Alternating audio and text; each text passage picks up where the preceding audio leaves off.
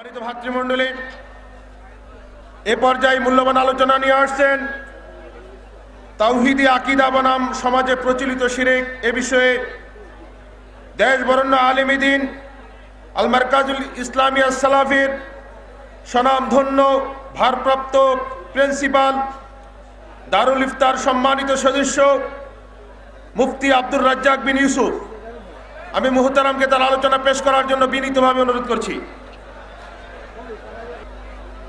আসসালামু আলাইকুম ওয়া রাহমাতুল্লাহ। আলহামদুলিল্লাহি ওয়াহদা ওয়াসসালাতু ওয়াসসালামু আলা মান লা নাবিয়্যা বা'দা। আউযু বিল্লাহি মিনাশ শাইতানির রাজীম। يا بني لا تشرك بالله إن الشرك لظلم عظيم. عن أبي هريرة رضي الله تعالى عنه قال قال رسول الله صلى الله عليه وسلم أكبر الكبائر الثلاثة الإشراك بالله وحقوق الوالدين وشهادة الزور وفي رواية قول الزور رواه البخاري ومسلم.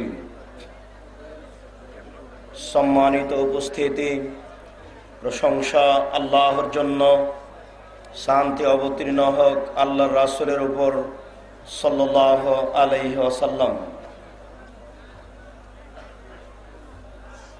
আজকের এই দিনই বৈঠকে বক্তব্যের বিষয়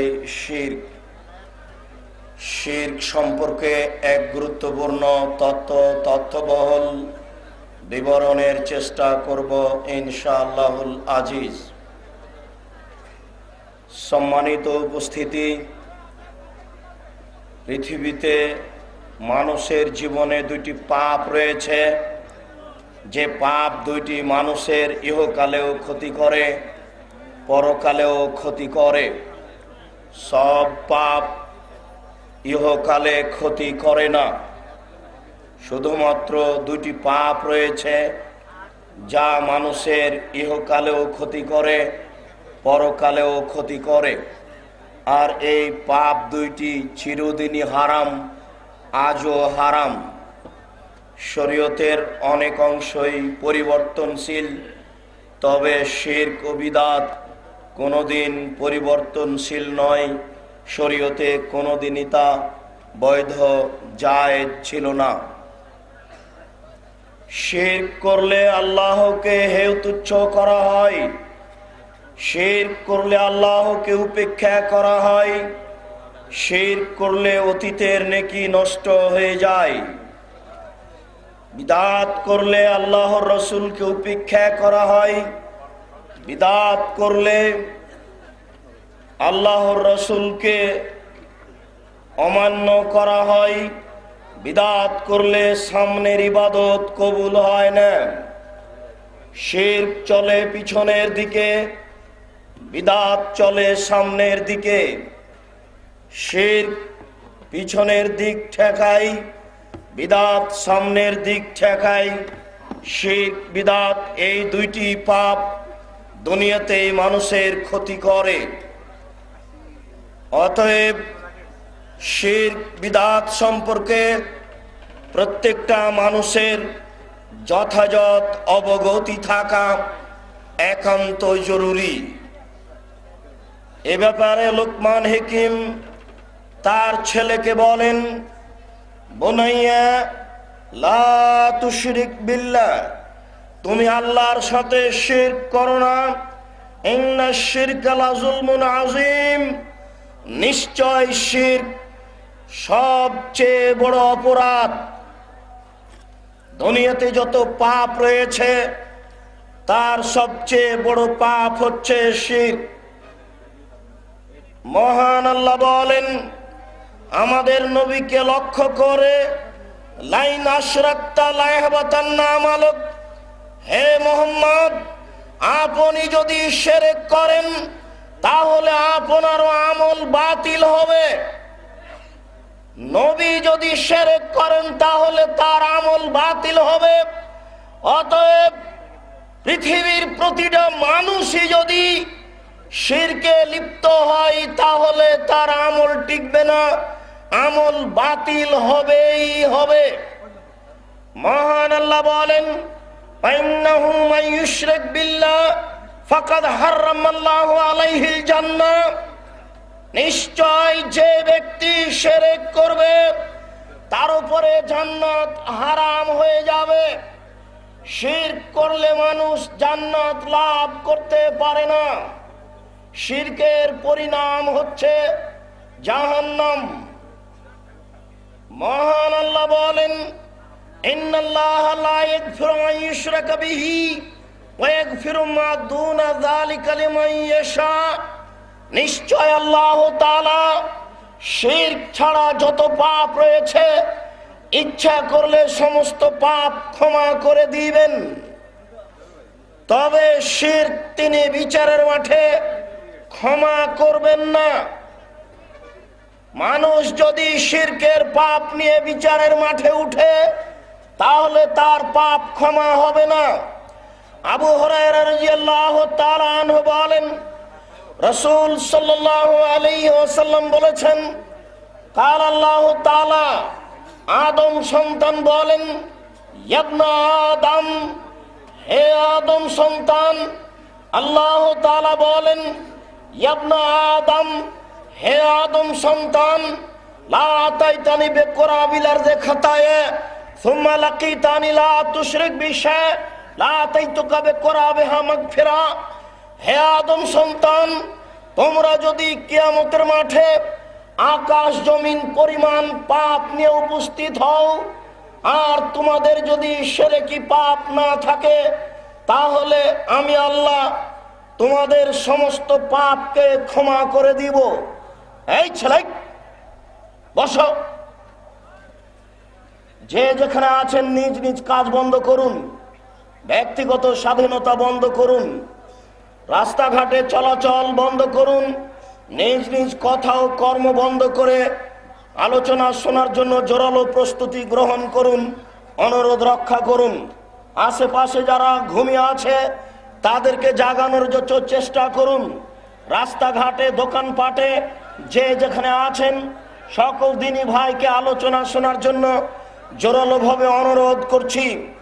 সম্মানিত উপস্থিতি, আল্লাহ তাআলা বলেন, আদম সন্তান, তোমরা যদি কিয়ামতের মাঠে আকাশ জমিন পরিমাণ পাপ নিয়ে উপস্থিত হও, তোমাদের যদি শিরকি পাপ না থাকে আমি আল্লাহ সমস্ত পাপ ক্ষমা করে দিব। সম্মানিত উপস্থিতি, এখানে একটি কথা আমাদের অবগতিতে থাকা প্রয়োজন যে অবশ্যই তিনি শিরক ছাড়া সব পাপ বিচারের মাঠে ক্ষমা করবেন, এ কথা ঠিক। তবে যেসব পাপ মানুষের সাথে জড়িত রয়েছে সেগুলো তিনি ক্ষমা করবেন না। মানুষের সাথে জড়িত পাপ মানে তা মানুষের হক নষ্ট করা পাপ, সেইগুলি আল্লাহ বিচারের মাঠে ক্ষমা করবেন না। তাই আল্লাহ রাসূল বলেন, শোনো, আমি তোমাদেরকে বিচারের মাঠে এমন অবস্থায় পাবো যে কেউ উট আত্মসাৎ করেছে, উট তার কাঁধে তুলে দেওয়া হবে এবং কাঁধে চড়ে থাকবে উট, উটের সেই শব্দে চিৎকার করবে, আমি বিচারের মাঠে তার কোনো উপকার করতে পারবো না। কেউ যদি ঘোড়া আত্মসাৎ করে থাকে বিচারের মাঠে ঘোড়াকে তার কাঁধে তুলে দেওয়া হবে। কেউ যদি ছাগল আত্মসাৎ করে থাকে ছাগল বিচারের মাঠে তার কাঁধে তুলে দেওয়া হবে, ছাগল তার ভাষায় চিৎকার করবে, আমি মুহাম্মদ সাল্লাল্লাহু আলাইহি সাল্লাম তার কোনো উপকার করতে পারবো না। তিনি বলেন, কেউ যদি জড় বস্তু আত্মসাৎ করে থাকে তাহলে জড় বস্তু তার কাঁধে তুলে দেওয়া হবে, আমি বিচারের মাঠে তার কোনো উপকার করতে পারবো না। রাসূল সাল্লাল্লাহু আলাইহি ওয়াসাল্লাম একদা এক ব্যক্তিকে বললেন, যে ব্যক্তি ছিলেন রাসূলের কাজের মানুষ। রাসূলকে একজন গোলাম ব্যক্তিকে হাদিয়া দেওয়া হয়েছিল, যার নাম মেদাম, ইকলাহু মেদাম, তাকে মেদাম বলে ডাকা হতো। রাসূলুল্লাহ সাল্লাল্লাহু আলাইহি সাল্লাম সে রাসূলের বসার হাউদাজটি সুন্দর করছিল। ফাসাবাহু সাহামুন আয়ের, হঠাৎ একটা তীর কোথা থেকে এসে লেগে গেল। ফা কাতালাহু ফাকালান নাস হানিয়াল্লাহুল জান্নাহ, তীর এসে লাগতে লোকটি মারা গেল। সাহাবীগণ বললেন, ওহ, রাসূলের গোলাম হওয়ার পরে লোকটি মারা গেল, তার জন্য জান্নাত। কি সুখময় জীবন! রাসূলের গোলাম হওয়ার পরে লোকটি মারা গেল, তার জন্য জান্নাত। রাসূল সাল্লাল্লাহু আলাইহি সাল্লাম বললেন, কাল্লা, কখনো নহে, অসম্ভব হতে পারে না। কাল্লা, কখনো নহে, অসম্ভব হতে পারে না। আমি তাকে জাহান্নামে দেখছি, জাহান্নামের আগুন তাকে ধরার জন্য লাফ দিয়ে উঠেছে। ফালাম্মা সামিয়া যালিকান নাস, মানুষ যখন এই কথা শুনলো যে সে 10-এর সম্পদ থেকে একটি চাদর চুরি করেছে, আত্মসাৎ করেছে, সে কারণে তার জন্য জাহান্নাম, রাসূলের গোলাম হওয়ার পরেও, রাসূলের সাথে থেকে যুদ্ধ করার পরেও জান্নাত লাভ করতে পারছে না।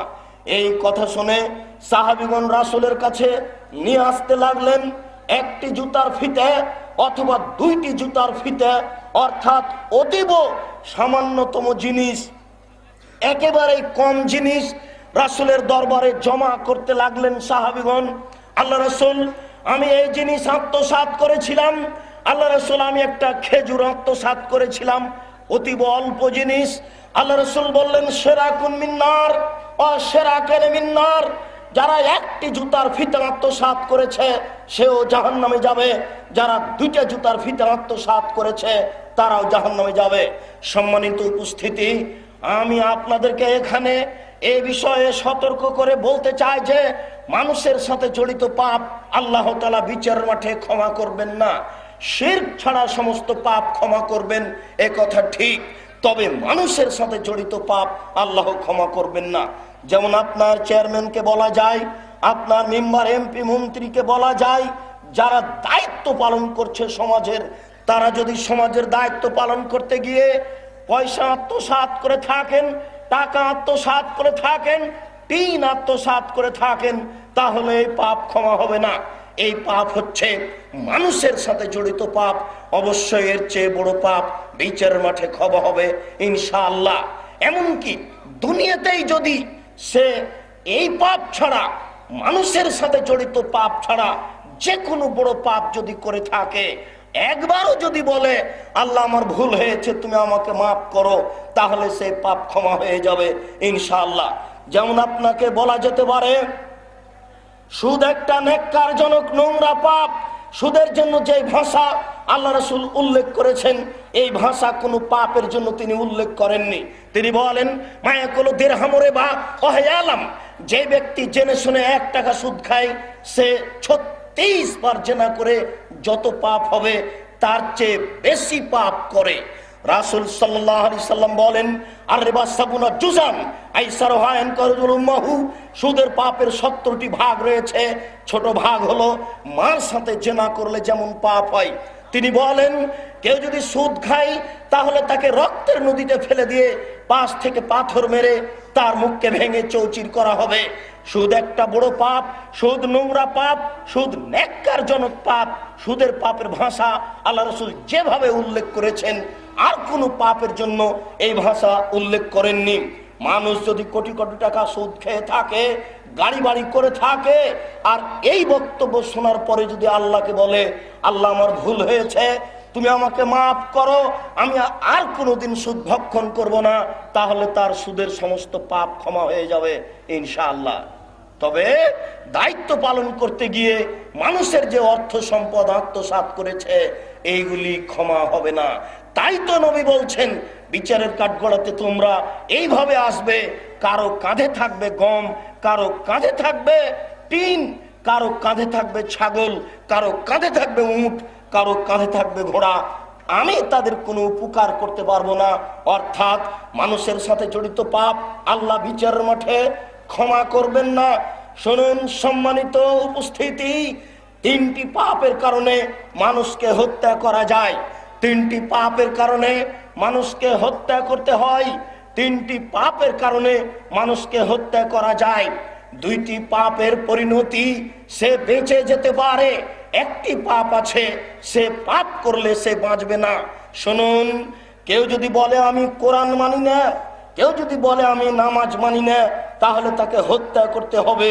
সময় 3 দিন বা 7 দিন, 7 দিন যাবত তাকে বলতে হবে কথা ভুল হয়েছে, কথা ফিরিয়ে নেন। 7 দিনের মধ্যে যদি কথা ফিরিয়ে নেয়, তাহলে তাকে হত্যা করতে হবে না, সে বেঁচে গেল। আর একটা পাপ হচ্ছে কেসাস। আপনি যদি আমাকে হত্যা করেন, তাহলে আমার আত্মীয় স্বজন পিতামাতা আপনাকে হত্যা করে নিবে। তবে আপনার বাঁচার পথ আছে। আমার পিতামাতা যদি বলে যাক তুমি অন্যায় করেছ, তোমাকে আমরা ছেড়ে দিলাম, তোমাকে হত্যা করব না, তাহলে আপনি বেঁচে গেলেন। দুইটি পাপ করার পরে মানুষ বেঁচে যাবে, এই সুযোগ আছে। কিন্তু আরেকটি পাপ আছে, যে পাপ যদি মানুষ করে তাহলে তার বাঁচার কোনো সুযোগ নেই, তার বাঁচার পৃথিবীতে কোনো সুযোগই নেই। সেটা হচ্ছে বিবাহ করার পরে কেউ যদি জেনায় লিপ্ত হয়। বিবাহ করার পরে যদি কেউ জেনায় লিপ্ত হয়, তাহলে তার বাঁচার দুনিয়াতে কোনো পথ নেই। রাসূল সাল্লাল্লাহু আলাইহি সাল্লাম বলেন, আল বিক্র বিল বিক্রে জিলদু মিয়া ওয়া তাগরিবু সানা। অবিবাহিত ছেলে মেয়ে যদি জেনা করে, তাহলে তাকে 100 লাঠি পিটিয়ে এলাকা থেকে 1 বছরের জন্য তাড়িয়ে দিতে হবে। তিনি বলেন, আসাইবু বিসাইবু রাজম। বিবাহিত নারী পুরুষ যদি জেনা করে, বিবাহিত নারী পুরুষ যদি জেনা করে, তাহলে তাকে ইট দিয়ে, ঢেল দিয়ে, পাথর দিয়ে মেরে মেরে মেরে ফেলতে হবে।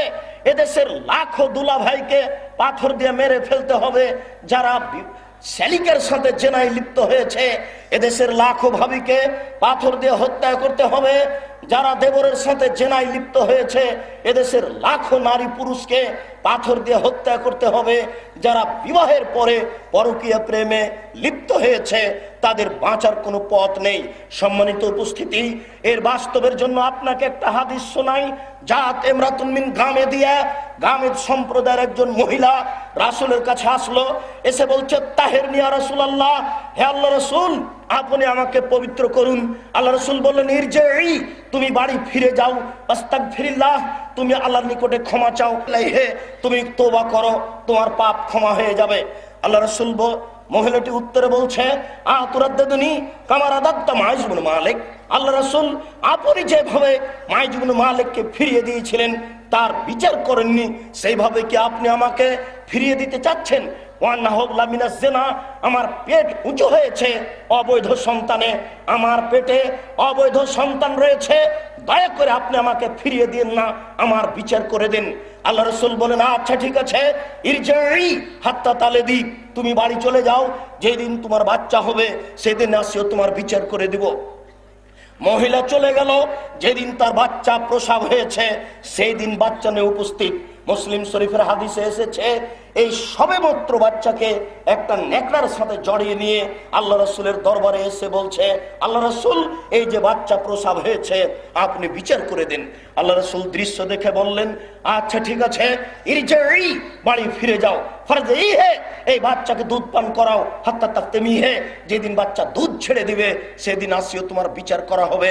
মহিলা বাচ্চা নিয়ে বাড়ি চলে গেল, বাচ্চাকে 2 বছর দুধ পান করালো। 2 বছর পরে বাচ্চা নিয়ে বিচারালয়ে উপস্থিত। অফিয়াদিহি কেসরাত খুবজিন, এমত অবস্থায় বাচ্চার হাতে এক টুকরা রুটি রয়েছে। এই রুটি প্রমাণ করে যে বাচ্চা খাদ্য খেতে পারে। ফাওয়াসাদাহু বিয়াদি রাজুলিন মিনাল মুসলিমিনা, আল্লাহ রাসূল বাচ্চাটিকে একজন মুসলমানের হাতে সমর্পণ করলেন। তিনি বললেন যাও তুমি এই বাচ্চাকে লালন পালন করো। আর মহিলার ব্যাপারে বললেন তিনি সঙ্গী সাথী ইযহাবু বিহা, তোমরা একে মাঠে নিয়ে যাও, আহফির লাহা সাদরিহা, মাঠে নিয়ে গিয়ে একটা গর্ত খুঁড়ে বুক পর্যন্ত মাটিতে পুঁতে দাও। এরপরে তোমরা তাকে পাথর দিয়ে ইট দিয়ে মেরে মেরে দুনিয়া থেকে বিদায় করো। সাহাবীগণ বলছেন আমরা মাঠে নিয়ে গেলাম, মাঠে নিয়ে গিয়ে একটা গর্ত খুঁড়লাম, গর্ত খুঁড়ে তাকে বুক পর্যন্ত মাটিতে পুঁতে দিলাম। এরপরে আমরা চতুর্দিক থেকে তার মুখের উপরে পাথর মারতে লাগলাম। খালিদ বিন ওয়ালিদ বলেন, আমি একটা পাথর তার মুখের উপরে মারলাম, ফাতানাজ্জাহাদ দাম আলা ওয়াজহি খালিদ, পাথরটা মুখে লেগে মুখ ফেটে রক্ত ছিটে খালিদের গায়ে লাগলো। ফাসাব্বাহা, খালিদ তাকে গালি দিয়ে বসলেন, ছি ছি ছি, একজন জেনাকারিনী মহিলার গায়ের রক্ত আমার মুখের উপরে লাগলো, এই বলে তিনি গালি দিলেন। আল্লাহ রাসূল বললেন, মাহলেন খালিদ, খালিদ থামো, তুমি গালি দিও না। লাকাদ তাওবা লাউ তাওবা সাহিবু মাকসিন লা গফিরা লাহু। এই মহিলা এত তওবা করেছে, এই মহিলা আল্লাহর দরবারে এত ক্ষমা ভিক্ষে চেয়েছে, এইরূপ ক্ষমা যদি বড় থেকে বড় পাপী চাই তাহলে তাকে ক্ষমা করা হবে। খালিদ তুমি একে গালি দিও না, এই মহিলা এত তওবা করেছে, আল্লাহর দরবারে ক্ষমা চেয়েছে, এরূপ ক্ষমা যদি বড় থেকে বড় পাপী চাই তাহলে তাকে ক্ষমা করা হবে। আপনাকে হয়তোবা আমি বুঝাতে পারলাম না, কি দিয়ে আপনাকে বিষয়টি বুঝাই, আমি বিষয়টি আপনার কাছে স্পষ্ট করতে চাচ্ছি। আল্লাহ রাসূল তাকে বললেন যে এই মহিলা এত তওবা করেছে খালিদ, যে এর চেয়েও বড় পাপী যদি এইভাবে তওবা করে তার পাপ ক্ষমা হবে। অর্থাৎ এই মহিলার পাপ ক্ষমা হয়ে গেছে, তাই তিনি তার জানাজা করলেন, তাই তিনি তার কাফন দাফন করলেন। কিন্তু তিনি বললেন না, যাও যাও তোমার পাপ ক্ষমা হয়ে গেছে, তোমার বিচার হবে না, এই কথা তিনি বললেন না। তিনি বললেন তার পাপ ক্ষমা হয়ে গেছে। তিনি তাকে এই কথা বলার পরেও হত্যা করলেন। আপনাকে আমি কি দিয়ে বুঝাই, বলতে চাচ্ছি বিবাহ করার পরে যদি কেউ জেনা করে তাহলে তার বাঁচার দুনিয়াতে কোনো পথই নেই। এখন সে কি করতে পারে? পৃথিবীতে তার দুনিয়াতে বাঁচার কোনো পথ নেই, পৃথিবীতে তার জন্য কোনো পথই নেই বাঁচার। আল্লাহ রাসূল এরকম কোনো পথ দিয়ে যাননি। এখন যদিও নিরুপায় হয়ে অন্ধকারে আল্লাহর দরবারে বলে, আল্লাহ আমার ভুল হয়েছে, তুমি আমাকে মাফ করো, আমি আর কোনোদিন এই জেনার মতো নোংরা ন্যাক্কারজনক পাপে লিপ্ত হব না, আস্তাগফিরুল্লাহ ওয়া আতুবু ইলাইহি, তোমার দরবারে ক্ষমা ভিক্ষা চাই, তোমার নিকটে ফিরে যেতে চাই, এই বলে যদি স্বীকারোক্তি জানাই ইনশাআল্লাহ এই পাপ ক্ষমা হয়ে যাবে। কিন্তু চেয়ারম্যান সাহেব, আপনি যে গম আত্মসাৎ করেছেন এটা যে হবে না।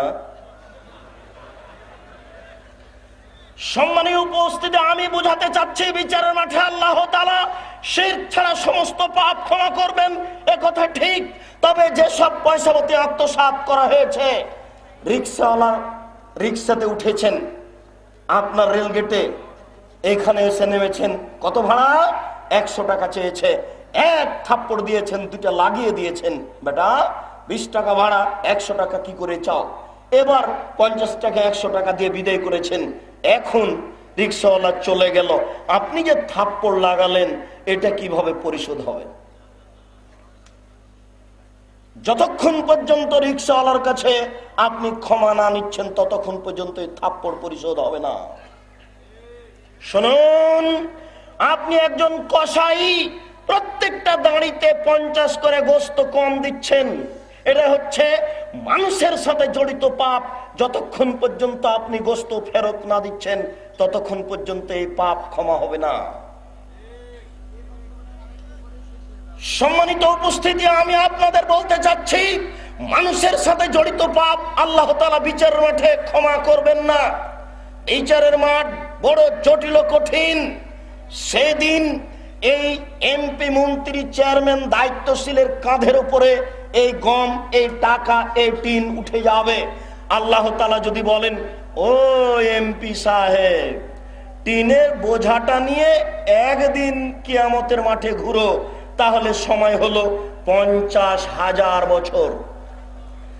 আল্লাহ যদি বলেন, মন্ত্রী সাহেব, এই টাকাগুলি, এই টিনগুলি মাথায় করে 3 দিন ঘুরো, তাহলে সময় হবে 1.5 লক্ষ বছর।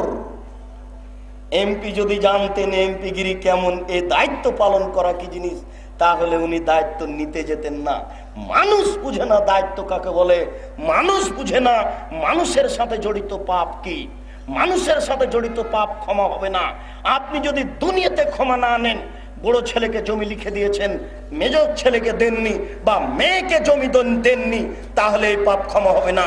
বিচারের মাঠে যখন আপনি উঠবেন তখন আপনি দেখতে পাবেন যাকাতের নেকি, সালাতের নেকি, অনেক নেকি আপনি দেখতে পাচ্ছেন। ইতিমধ্যে একজন দাঁড়িয়ে বলবে, আল্লাহ আমি একজন রিক্সা চালক, এই লোকটা আমাকে এক থাপ্পড় মেরেছিল। আরেকজন বলবে, আল্লাহ এই লোকটা আমাকে কর্জ নিয়েছিল, আমাকে কর্জ দেয়নি, পরিশোধ করেনি। আরেকজন উঠে বলবে, আল্লাহ এই লোকটা আমার পয়সা আত্মসাৎ করেছে। অনেক লোক দাঁড়িয়ে যাবে, আপনার বিচার কিভাবে হবে? সেদিন কি আপনি হাত ধরে ক্ষমা নেবেন? সেদিন কি আপনার কাছে টাকা থাকবে পরিশোধ করবেন? জি না। আল্লাহ রাসূল বিচারের পদ্ধতি বলে গেছেন। তিনি বলেছেন, ওখেজাত হাসানাতহু ওয়া তরিয়াত আলাইহিম, এই লোকের নেকি নিয়ে তাদের বন্টন করা হবে, সবকে দিয়ে দেওয়া হবে। ফাইন ফানিয়াত হাসানাতহু, যদি এই লোকটির নেকি শেষ হয়ে যায়, এর পরেও যদি পাওনাদার বাকি থাকে, আল্লাহ রাসূল বলছেন ওখেজাত খাতায়াহুম, তাদের পাপ নেওয়া হবে, এই ব্যক্তির উপরে চাপিয়ে দেওয়া হবে। এই ব্যক্তি যাবে জাহান্নামে আর ওরা যাবে জান্নাতে। এটাই হচ্ছে বিচারের পদ্ধতি। সম্মানিত দিনী ভাই, বলছিলাম বিচারের কাঠগড়াতে আল্লাহ তাআলা শিরক পাপ ছাড়া সমস্ত পাপ ক্ষমা করে দিবেন বটে, তবে এই বিষয়টি জোরালোভাবে আমাদের অবগতিতে থাকা ভালো। আবু হুরায়রা রাদিয়াল্লাহু তাআলা আনহু বলেন, রাসূল সাল্লাল্লাহু আলাইহি ওয়াসাল্লাম বলেছেন, আকবারুল কাবায়ের সালাসা, সবচেয়ে বড় পাপ তিনটি। এক নম্বর বড় পাপ হচ্ছে আল ইশরাকু বিল্লাহ, আল্লাহর সাথে শিরক করা। দ্বিতীয় বড় পাপ হচ্ছে উকুকুল ওয়ালিদাইন, পিতামাতার অবাধ্য চলা। তৃতীয় বড় পাপ হচ্ছে শাহাদাতু জুরে, মিথ্যা সাক্ষী দেওয়া। কোর্ট কাচারিতে, গ্রামে গঞ্জে, যে কোনো স্থানে মিথ্যা সাক্ষী দেওয়া হচ্ছে পৃথিবীতে তৃতীয় মহাপাপ। আর সবচেয়ে বড় পাপ হচ্ছে আল্লাহর সাথে শিরক করা। আবু হুরায়রা রাদিয়াল্লাহু তাআলা আনহু বলেন, রাসূল সাল্লাল্লাহু আলাইহি ওয়াসাল্লাম বললেন, একজন ব্যক্তির উত্তরে একজন ব্যক্তি জিজ্ঞাসা করলেন, আল্লাহ রাসূল আইয়ুয যামবি আকবার, সবচেয়ে বড় পাপ কোনটি? আল্লাহ রাসূল বললেন, আনতাদু আল্লাহ নিদ্দান ওয়া হুয়া খালাকাক, তোমাকে আল্লাহ সৃষ্টি করেছে আর তুমি আল্লাহর সাথে শরীক নির্ধারণ করবে, এটাই হচ্ছে সবচেয়ে বড় পাপ। জি না, স্টেজে কোনো গল্প চলবে না। এই তোমরা কি করো? আশেপাশে কোনো মানুষ কথা বলতে পারবে না। ব্যক্তিগত স্বাধীনতা বন্ধ করে কথা শুনুন, বিগত নীতি বন্ধ করুন। এখানে কথা চলবে, আপোষে গল্প করবেন, এটা হতে পারে না। এই ছেলে তুমি বসো, এই ছেলে তুমি বসো, ওগুলো সরো। তুমি আমার কথা চলাকালীন দাঁড়াবে না। সম্মানিত দ্বীনি ভাই, রাসূল সাল্লাল্লাহু আলাইহি ওয়াসাল্লাম বললেন, সবচেয়ে বড় পাপ হচ্ছে আনতাদুল্লাহ নিদ্দান ওয়া খালাকাক, তুমি আল্লাহর সাথে শরীক করবে। আল্লাহ তোমাকে সৃষ্টি করেছেন, এটাই হচ্ছে সবচেয়ে বড় পাপ। জিজ্ঞাসাকারী বললেন, সুম্মাই, আল্লাহ রাসূল এরপরে বড় পাপ কোনটি? আল্লাহ রাসূল বললেন, আন তাকতুল ওয়ালাদাকা খাসিয়াতা ইয়াতামামা, তুমি খাদ্যের ভয়ে তোমার সন্তানকে হত্যা করবে, এটাই হলো পৃথিবীতে দ্বিতীয় মহাপাপ। শুনুন, সুখী সংসারের আশায় একটি ছেলে একটি মেয়ে নেওয়া, এটা একটা পৃথিবীতে দ্বিতীয় মহাপাপ। সুখী সংসারের আশায় একটি সন্তান নেওয়া পৃথিবীতে দ্বিতীয় মহাপাপ। ছেলে আপনার দেরিতে হোক, আপনি ব্যবস্থা অবলম্বন করতে পারেন, সেটা ভিন্ন কথা। আল্লাহর উপরে ক্ষমতা প্রয়োগ করে নিজে সুখী হতে চান, এই জন্য একটি ছেলে নেওয়ার আশায় একেবারে স্ত্রী অপারেশন করে নিয়ে এসেছেন, স্ত্রীকে নিজেকে এই পথ অবলম্বন করিয়েছেন এবং এই ধরনের পদ্ধতি অবলম্বন করেছেন যেন সন্তান না হয়। শুনুন, আল্লাহ রাসূল বলেছেন যে তোমরা ওই সব মেয়ে বিবাহ করো, ফানকেহুল ওদুদা ওয়াল ওলুদা, যে সব মেয়ে বেশি বাচ্চা দিতে পারে সেসব মেয়ে বিবাহ করো। বেশি উম্মাত হলে, জনগণ বেশি হলে আমি বিচারের কাঠগড়াতে গৌরব করব আমার উম্মাত বেশি বলে। আপনি ছেলে কম নিয়ে, মেয়ে কম নিয়ে রাসূলকে অপমান করছেন বিচারের মাঠে। আপনি ছেলে কম নিয়ে, আপনি মেয়ে কম নিয়ে রাসূলকে অপমান করছেন বিচারের মাঠে। কে বলেছে ছেলে কম হলে মানুষের জীবন সুখী হয়? আপনারা 10-12 ভাই বোন, আপনাদের টাকা পয়সা অনেক বেশি, আপনার একটা ছেলে দুনিয়ার বদ চুরি করে বেড়াচ্ছে। কে বলেছে যে ছেলে মেয়ে কম হলে মানুষের জীবন সুখী হয়? ছেলে মেয়ে বেশি হলে টাকা বেশি হয়, ছেলে মেয়ে বেশি হলে ইহকালে লাভ, ছেলে মেয়ে বেশি হলে পরকালে লাভ, ছেলে মেয়ে বেশি হলে ইহকালে লাভ, ছেলে মেয়ে বেশি হলে পরকালে লাভ, ছেলে মেয়ে বেশি হলে ইহকালে লাভ, ছেলে মেয়ে বেশি হলে পরকালে লাভ। ইহকালে লাভ কি? ছেলে মেয়ে বেশি হবে, টাকা বেশি হবে, ছেলে মেয়ে বেশি হবে, প্রযুক্তি বেশি হবে, পয়সা বেশি হবে। ছেলে মেয়ে বেশি হলে ইহকালে লাভ, ছেলে মেয়ে বেশি হলে পরকালে লাভ কি?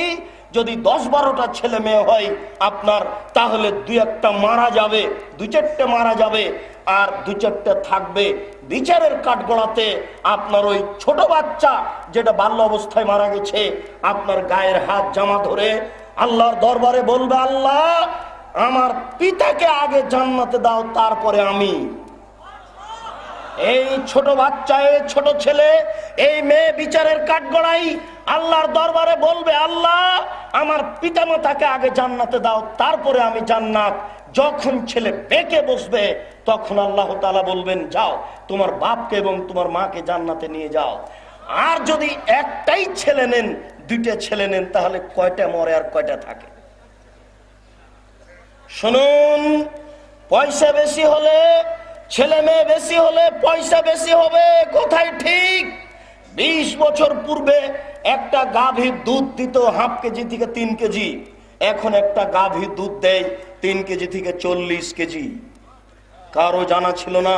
আল্লাহ রাসূল বলছেন মানুষের পয়সা বেশি হবে, এত বেশি হবে যাকাত নেওয়ার কোনো মানুষ থাকবে না।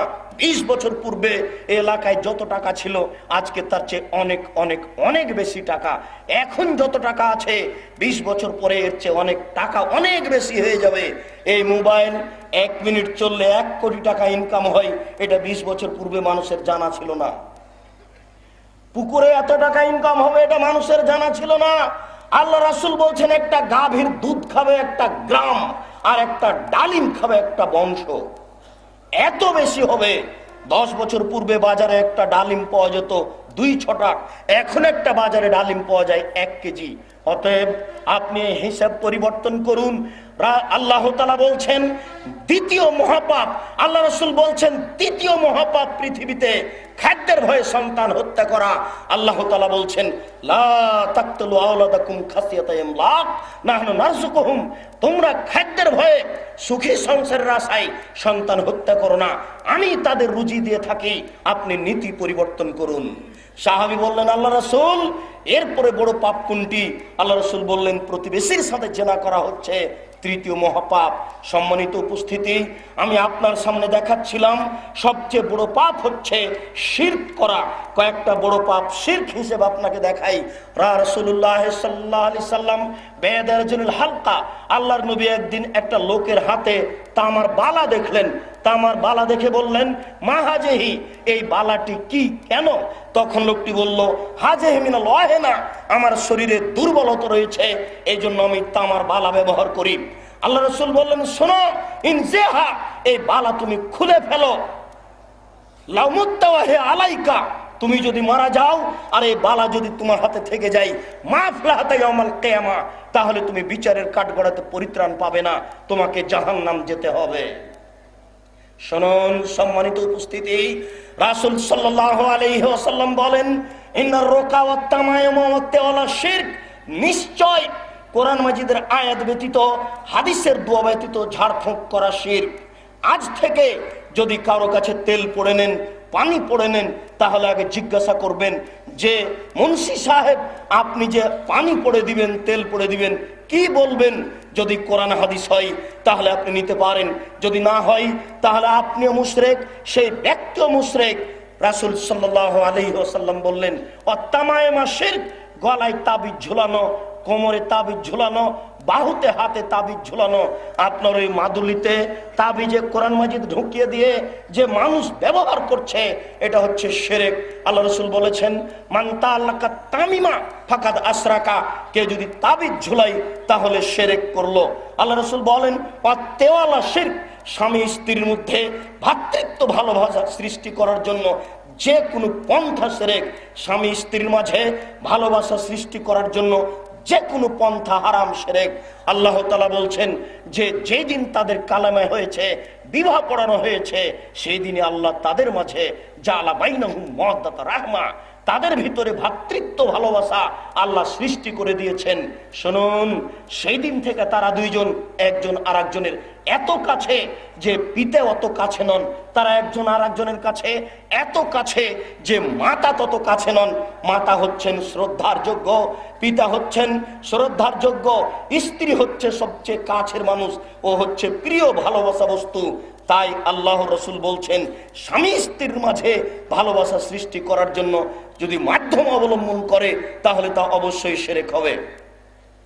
রাসূল সাল্লাল্লাহু আলাইহি ওয়াসাল্লাম বলেন, মান আতারাফান ফাসালাহু, কেউ যদি গণকের কাছে যায়, গণকের কাছে গিয়ে বলে আমার টাকা হারিয়ে গেছে, একটু দেখুন তো, তাহলে তার 40 দিন নামাজ কবুল হবে না। আর যদি তার বলা কথাকে বিশ্বাস করে তাহলে সে কাফের হয়ে যাবে, সে হত্যার যোগ্য হবে। আল্লাহ রাসূল বলছেন সে কোরআন মাজিদকে অস্বীকার করলো। সম্মানিত উপস্থিতি, অসংখ্য বড় পাপ রয়েছে যেগুলি শিরক। সম্মানিত উপস্থিতি, আপনাকে দেখাই, হাতের রাশি দেখে ভাগ্য পরীক্ষা করলে শিরক হবে। হাত চালিয়ে ভাগ্য পরীক্ষা করলে শিরক হবে। টিয়া পাখির মাধ্যমে ভাগ্য পরীক্ষা করলে শিরক হবে। কালো সুতায় গিরা দিয়ে যদি বাচ্চার হাতে গলায় ঝুলিয়ে দেওয়া হয় তাহলে শিরক হবে। অষ্টাধাতুর আংটি যদি আঙ্গুলে হাতে ব্যবহার করেন তাহলে তা শিরক হবে। হাজী সাহেব নিয়ে এসে দিয়েছেন বালা, আপনার হাতে রয়েছে, এই বালা হাতে থাকলেও এই শিরকি পাপ হবে। আপনার অতীতের সমস্ত আমল বাতিল হয়ে যাবে। গরুকে লাথি মারা যায় না, এই মন্তব্য করলে শিরক হবে। ধানের উপর দিয়ে জুতা পায়ে দিয়ে হাঁটা যায় না, এই মন্তব্য করলে শিরক হবে। আপনার স্ত্রী ফরজ গোসল না করে ঘর বাড়ি ঝাড়ু দিতে পারে না, ফরজ গোসল না করে সিম গাছ থেকে সিম তুলে আনতে পারে না, বেগুন গাছ থেকে বেগুন উঠে আনতে পারে না, কোরআন তেলাওয়াত করতে পারবে না বললে শিরক হবে। শুনুন, মাঝি ভালো তাই নৌকা ডুবলো না, ডাক্তার ভালো তাই বাচ্চা বেঁচে গেল, ড্রাইভার ভালো তাই গাড়ি অ্যাক্সিডেন্ট হলো না, এই মন্তব্য করলে শিরক হবে। জন্মদিবস পালন করলে শিরক হবে, মৃত্যু দিবস পালন করলে শিরক হবে, 16 ডিসেম্বর পালন করলে শিরক হবে, 26শে মার্চ পালন করলে শিরক হবে, 21শে ফেব্রুয়ারি পালন করলে শিরক হবে, স্মৃতিসৌধকে মূল্যায়ন করলে শিরক হবে, আপনার সংসদ ভবনে নীরবতা পালন করলে শিরক হবে। শুনুন, শিখা চিরন্তন শিখা অনির্বাণ, এই কিছুকে হিসাব করলে শিরক হবে। এই দেশের মাটিতে অসংখ্য শিরক রয়েছে। কবরে ফুল চড়ালে শিরক হবে, কবরকে মূল্যায়ন করলে শিরক হবে, কবরের কাছে মাথা নত করলে শিরক হবে, কবরের কাছে কিছু চাইলে শিরক হবে। শুনুন, কবরে যে ব্যক্তি আছে সেই ব্যক্তি আপনার উপকার করতে পারে না। ও ইমাম সাহেব, আপনাকে ভয় লাগছে কেন? আপনি ঢাকার বুকে বাইতুল মুকাররম জামে মসজিদে খুতবা দেন, আপনি খুতবা দিবেন একজন নায়েবে রাসূল হিসেবে, বুকে বল নিয়ে, যা হবে হবে। আপনি খুতবায় উঠে মিম্বারে উঠে বলবেন যেই ভাষা রাসূল বললেন, যেই বক্তব্য রাসূল দিলেন। আল্লাহ রাসূল বলছেন, আলী লা তাদু তিমসালান ইল্লা তামাসতাহু ওয়ালা কবরান মুসরিফান ইল্লা সাওয়াইতাহু। আলী, তুমি ছাড়বে না কোনো উঁচু কবর, সবকে ভেঙে খান খান করে দাও। আলী, তুমি ছাড়বে না কোনো ছবি মূর্তি, সবকে ভেঙে চৌচির করে দাও। আমি মুসলিম চিররণবীর, মরণকে করি না ভয়, মরলে শহীদ বাঁচলে গাজী, আমার উভয়ই সমান, মরলেও জান্নাতি বাঁচলেও জান্নাতি। আমি মুসলিম চিররণবীর, মরণকে করি না ভয়, আমার জেলো যতটুকু সেলো ততটুকু। আপনি এইভাবে বলবেন, 24 ঘন্টার মধ্যে দেশের মাটিতে যত ছবি মূর্তি আছে সবকে ভেঙে চৌচির করে দাও, খান খান করে দাও। জনাব ইমাম সাহেব, আপনি এই মিম্বারে উঠে এই বক্তব্য দিবেন, এটা আপনার দেওয়া উচিত। ইব্রাহিম আলাইহিস সালাম মূর্তি ভেঙে দিয়েছেন, আমার নবী মূর্তি ভেঙেছেন। মূর্তি ভাঙা নীতি হচ্ছে মুসলমানের নীতি। মূর্তি মুসলমানের গোশতের সাথে লেগে আছে মূর্তি ভাঙা নীতি, মুসলমানের রক্তের সাথে লেগে আছে মূর্তি ভাঙা নীতি। মুসলমান কোনোদিন মূর্তি গড়াতে পারে না, মুসলমান কোনোদিন মূর্তিকে মূল্যায়ন করতে পারে না, মুসলমান কোনোদিন মূর্তিকে শ্রদ্ধা করতে পারে না। ইব্রাহিম আলাইহিস সালামকে বলা হয়েছিল, আপনি যাবেন না আমাদের সাথে মেলায়? তিনি বলেছেন, না আমি যাব না। তিনি বললেন, তাল্লাহে লাকিদান্না আসনামাকুম, অবশ্যই যখন তোমরা আমার অগোচরে চলে যাবে তখন আমি তোমাদের এই মূর্তিগুলিকে একেবারে ভেঙে খান খান করে দেব। এই কথা তিনি বললেন। ফাজালাহুম জুজাজ, তিনি মূর্তিগুলিকে একেবারে চৌচির করে দিলেন। মাত্র যে বড় মূর্তিটি ছিল সেই মূর্তিটিকে তিনি রেখে দিলেন, তারা এসে যেন বোকা সাজে। ইব্রাহিম আলাইহিস সালাম সমস্ত মূর্তিকে ভেঙে দিয়েছিলেন। আমার নবী মুহাম্মদ সাল্লাল্লাহু আলাইহি সাল্লাম যেদিন কাবা ঘরে ঢুকলেন সেদিন এই লাঠি হাতে করে ঢুকলেন। লাঠি হাতে করে কাবা ঘরে ঢুকে বললেন, জাল হক, এসেছে সত্য, ওয়াজাহাকাল বাতিল, চলে গেছে মিথ্যে, ইন্নাল বাতিলা, নিশ্চয় মিথ্যে, কানা যাহুকা, চিরদিন মিথ্যে। এই বলে তিনি সেই কাবা ঘরের ছবি মূর্তিগুলিকে লাথি মেরে ভেঙে চৌচির করে দিলেন। কোন মুসলমানের বাচ্চা মূর্তিকে সম্মান করতে পারে না। এই মাঠে যত উপস্থিত জনগণ দিনী ভাই আছেন, আজকে বাড়িতে গিয়ে, কালকে বাড়িতে গিয়ে প্রথম কাজ হবে যত আপনার বাপের মায়ের আত্মীয় স্বজনের ছবি মূর্তি আছে, পুতুল আছে, শোকেজ আছে, সবকে ভেঙে চৌচির করা। এটা জরুরি। যদি আপনি না করেন তাহলে আপনি একজন মুনাফিক মুসলমান। শুনুন, আপনার পিতার মূর্তি আপনাকে ভাঙতে কষ্ট হয় কেন? মুহাম্মদ সাল্লাল্লাহু আলাইহি সাল্লাম বাপের মূর্তি ভেঙে দিলেন। 1 মিনিট আমার দিকে লক্ষ্য করুন, 1 মিনিট আপনাকে আমি দেখাই মুহাম্মদ সাল্লাল্লাহু আলাইহি সাল্লাম বাপের মূর্তি ভাঙলেন কিনা। তিনি জিবরাইলের সাথে যাচ্ছেন মেরাজে। প্রথম আকাশে যখন পৌঁছিলেন তখন ওই বলছেন, জিবরাইল দরজা খুলুন। ওই দিক থেকে বলা হচ্ছে, কে? তিনি বলছেন, জিবরাইল। সাথে কে? মুহাম্মদ সাল্লাল্লাহু আলাইহি সাল্লাম। আপনাকে কি পাঠানো হয়েছিল? জি, পাঠানো হয়েছিল। দরজা খোলা হলো। খুলতেই দেখছেন আদম আলাইহিস সালাম বসে আছেন। জিবরাইল আলাইহিস সালাম বললেন, হো আদম, হো আবুকা ফাসাল্লাম আলাইহি, ইনি হচ্ছেন আদম, ইনি হচ্ছেন আপনার পিতা, আপনি তাকে সালাম দেন। আমাদের নবী একটু আগিয়ে গিয়ে আদম আলাইহিস সালামকে সালাম দিলেন। আসসালামু আলাইকুম ইয়া আবি, ও আমার আব্বা আপনাকে সালাম। তখন আদম আলাইহিস সালাম বলছেন, ওয়া আলাইকাস সালাম ইয়া ইবনিস সালেহ ও নবিউস সালেহ, ও আমার সৎ ছেলে, ও সৎ নবী, তোমাকেও সালাম। এই বলে তিনি উপরে চলে গেলেন। আপনার সতর্কতার জন্য এখানে একটা কথা বলে যাচ্ছি। আমাদের নবী বললেন, আব্বা আপনাকে সালাম। বলেন তো আমাদের নবী কাকে বলছেন? আদম আলাইহিস সালামকে। তখন আদম আলাইহিস সালাম বলছেন, ও আমার সৎ ছেলে, তোমাকেও সালাম। আদম হচ্ছেন মাটির তৈরি, সবাই জানে, আর আমার নবী হবেন নূরের তৈরি। আরে বুদ্ধি বিদ্যা না হয় নেই তো মুফাসসির সাহেবের কি একটু বুদ্ধিও নেই? যে বাপ হবেন মাটির তৈরি আর বেটা হবেন নূরের তৈরি, এটা হয় কি করে? বাপ বেটা একজন হবেন মাটির তৈরি আর একজন হবেন নূরের তৈরি। আরে বিদ্যা নেই, একটু তো বুদ্ধিও থাকতে হবে, যে কথা তো সমাজে চলতে হবে। জিবরাইল আলাইহিস সালাম চলে গেলেন সপ্তম আকাশের উপরে। সপ্তম আকাশের উপরে যখন গেলেন তখন দেখলেন ইব্রাহিম আলাইহিস সালাম বসে আছেন।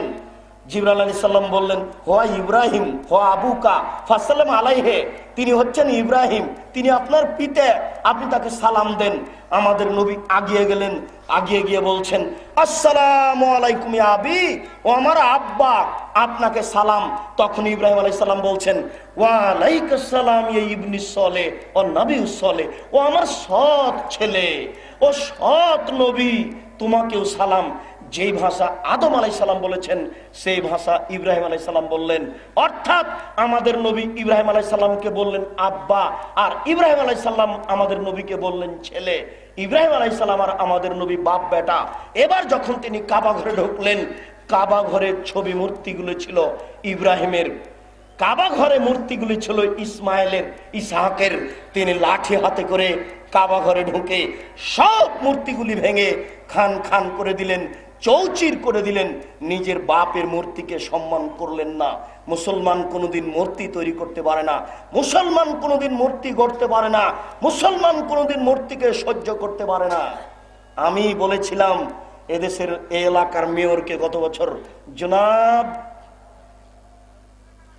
পিতার মূর্তি বানাচ্ছেন কেন, চলবে না, এখানে বসে এখানে বলেছিলাম। জনাব মেয়র সাহেব আমাকে বলছেন যে মৌলানা বারকুল্লাহ আমাকে ফতোয়া দিয়েছে করা যায়। জি না, কিয়ামত পর্যন্ত হবে না। এই জাতি মূর্তি ভেঙে দেওয়ার জন্য এসেছে।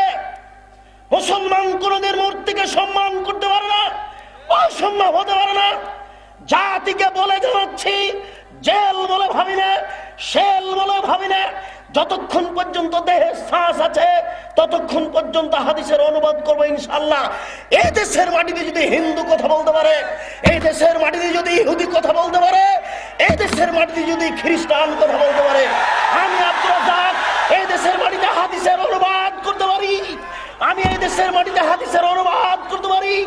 দেশবাসী জেনে রাখো, দেশ শ্বাস থাকাকালীন অনুবাদ করবই করব, দেহে শ্বাস থাকাকালীন অনুবাদ করবই করব। নবী বলেছেন, আলী ছাড়বে না কোনো ছবি মূর্তি, সবকে ভেঙে খান খান করে দাও। তুমি ছাড়বে না কোনো উঁচু কবর, তুমি সবকে ভেঙে সমান করে দাও। মুসলিম। জনাব জজ হাইকোর্টের মালিক জজ সাহেব, আপনাকে বলে রাখছি, আপনি মনে রাখুন, কালকে যদি আমাকে আদালতে দাঁড়াতে হয় তাহলে আমি মুসলিম শরীফ খুলে আপনার সামনে অনুবাদ করে দেখাবো। আপনার কোনো পথ থাকবে না, আপনাকে লিখতে হবে আদেশ দাতার ফাঁসি ঘোষণা করা হলো আর অনুবাদকের আজীবন জেল ঘোষণা করা হলো। আমি এক নম্বর আসামি নই, এক নম্বর আসামি হচ্ছেন মোহাম্মদ সাল্লাল্লাহু আলাইহি সাল্লাম। তিনি হলেন আদেশদাতা, আমি হলাম অনুবাদক। তিনি হলেন আদেশদাতা, আমি হলাম অনুবাদক। তিনি হলেন আদেশদাতা, আমি হলাম অনুবাদক। জজ সাহেব, হাইকোর্ট জজ কোর্টের আপনাকে অনুরোধ করে বলছি, আপনি আমাকে এক নম্বর আসামি করতে পারবেন না, অসম্ভব। এক নম্বর আসামি হচ্ছেন মোহাম্মদ সাল্লাল্লাহু আলাইহি সাল্লাম, তিনি হচ্ছেন আদেশদাতা, আমি হলাম অনুবাদক। জাতিকে বলে রাখছি, জাতি যেন এই ছবি মূর্তিকে মরা পর্যন্ত কোনোদিন মূল্যায়ন না করে। যারা করে তারা মুনাফেক। মুসলমান ছবি মূর্তি মূল্যায়ন করার জিনিস নয়, এটা হচ্ছে একটা শিরকি নীতি, আপনাকে ত্যাগ করতে হবে। প্রতিপালক তুমি বড় দয়াবান, তুমি বড় রহমান, তুমি বড় ক্ষমাবান। তোমার দরবারে আশাধারী হয়ে বলি, তুমি শক্তিশালী, তুমি সব কিছু করতে পারো, তুমি এই মূর্তি প্রথা বন্ধ করো, তোমার দরবারে দাবি রইল। এই গভীর রাতে তোমার দরবারে আরো দাবি, এ দেশের যারা মারা গেছে, যেসব মুসলিম নরনারী মারা গেছে, তুমি তাদের কবরের শাস্তি মাফ করো, আল্লাহুম্মা আমিন। যারা আমরা অসুস্থ, বাড়িতে হাসপাতালে আছি, তুমি তাদের আরোগ্য দান করো, আল্লাহুম্মা আমিন। আমরা যারা বেঁচে আছি, তুমি তাদেরকে শিরক মুক্ত জীবন গড়ার তৌফিক দান করো, আল্লাহুম্মা আমিন। তুমি আমাদেরকে এই আহলে হাদিস আন্দোলনের ছায়াতলে থেকে কোরআন এবং সহিহ হাদিস অনুযায়ী চলার তৌফিক দান করো, আল্লাহুম্মা আমিন। তুমি আমাদেরকে তোমার নবী মুহাম্মদ সাল্লাল্লাহু আলাইহি সাল্লামের নীতি অনুযায়ী চলার তৌফিক দান করো, আল্লাহুম্মা আমিন। সম্মানিত উপস্থিতি, বের হওয়ার সময় গেটে একটা বাক্স দেখা যাবে, মাদ্রাসার নির্মাণাধীন কাজ চলছে। আপনাকে মাদ্রাসার নির্মাণের জন্য সহযোগিতা করতে অনুরোধ করা হচ্ছে।